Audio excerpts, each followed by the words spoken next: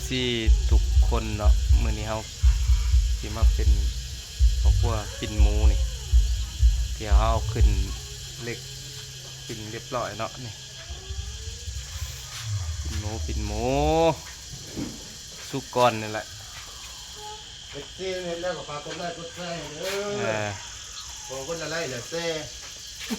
ว่ามื้อนี้นะยังบ่ฮอดจุดหมายปลายทางอยู่มื้อนี้โอ้แดดก็แดดร้อนก็ร้อนเอ้าสืบต่อสายเมานี่นี่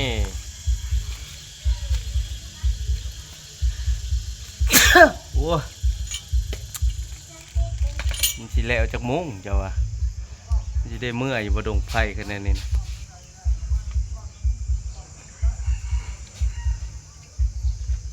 ทีมงานกระถาอยู่ได้อยู่บ้านยังบ่ได้กินน้ำกินแค่น้อยกับเมื่อแล้วนี่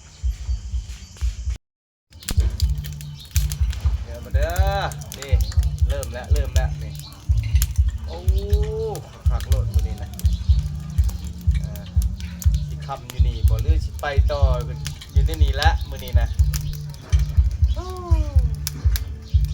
เห็นอยู่บ่เฮ้ยตัวหมูนะเอ้ยปิ่นห้าวเห็นอยู่บ่นี่เป็นพวกคั่วง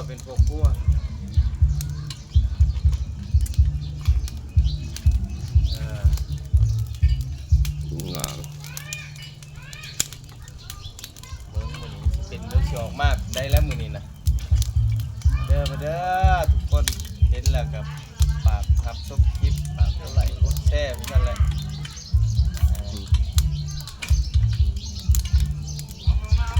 2 นาทีแล้วเด้อเว้ย2 นาทีทุกคนไหนว่าเราบ่ตะปูก่อน พักกัน1 นาทีโอ้ผักแบบบาด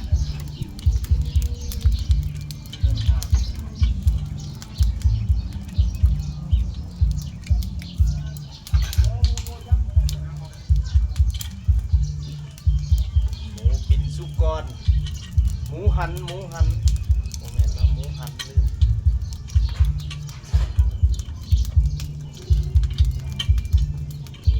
หมูหันไปเรื่อยๆ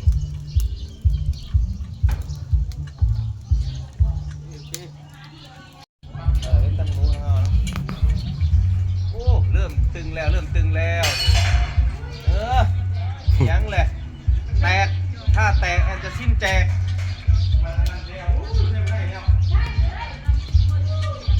ยอดรอดคือนี่นะเริ่มจะได้กินแล้วโอ้เอฟซีทั้งนั้นกันลังล่อกินอยู่ทั้งนั้น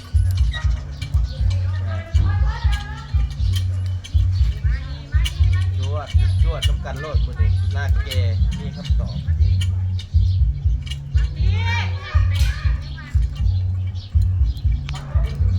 ทางลายมือนี้ตัวพื้นไผ่นี่คักมือนี้เต็มระบบเลยมือนี้เป็นไผ่เต็มระบบเลยมือนี้นะคือปิ่นนี่เขาต้องพ่มน้ำดูๆหน่อยทีเนาะเพื่อพวกไห้นังหมูเนาะโค้งจุดเนาะเราต้องพ่มน้ำลายหมูพันทางซอฟต์โปล่าแบบนี้แหละคือทำเพื่อห้องว่าปิ่นหมูเนาะห้องปิ่นหมูนี่นะบางไทยห้องหมูหันลาวในห้องปิ่นหมูเริ่มซื้อต่างกันเนาะ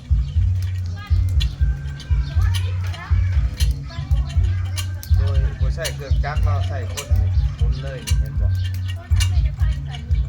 แบบนี้ก็ได้ไหวพวกจับเนาะสาเนาะ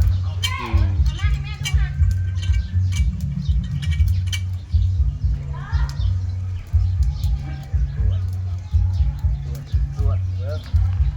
ลองตีนังก่อน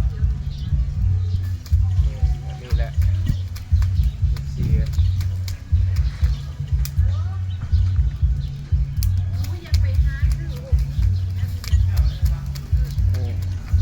คัก โอ้โห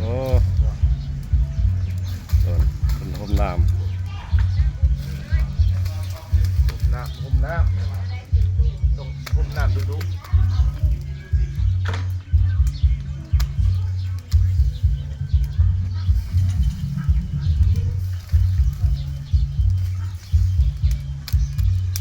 แล้วช่องน่ะไปใช้เนาะช่องน่ะ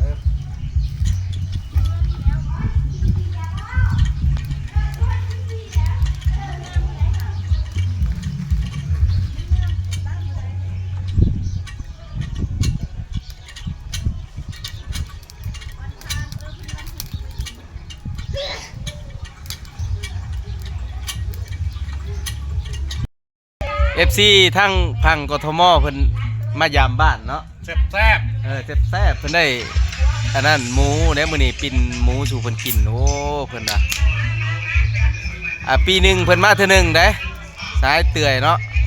แต่ว่าซื้ออยู่พังกทมน่ะซื้อในใดก็เว้ย ร้องเจ้า เฮียต้นเพิ่นอยู่พังกทมเพิ่นมายามนี่โอ้เพิ่นมาบ้านปีละเทื่อเนาะนี่ จังเซ่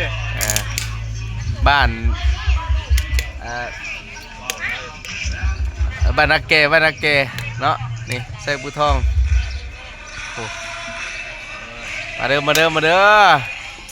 แซ่บๆน้ำกันโลดมื้อนี้นะจัดเต็มมื้ออื่นจังกินหนังกรอบอีกมื้อนะกินปลาทะเลมั้ลืมกินปลาคลองมื้อนี่ฮะ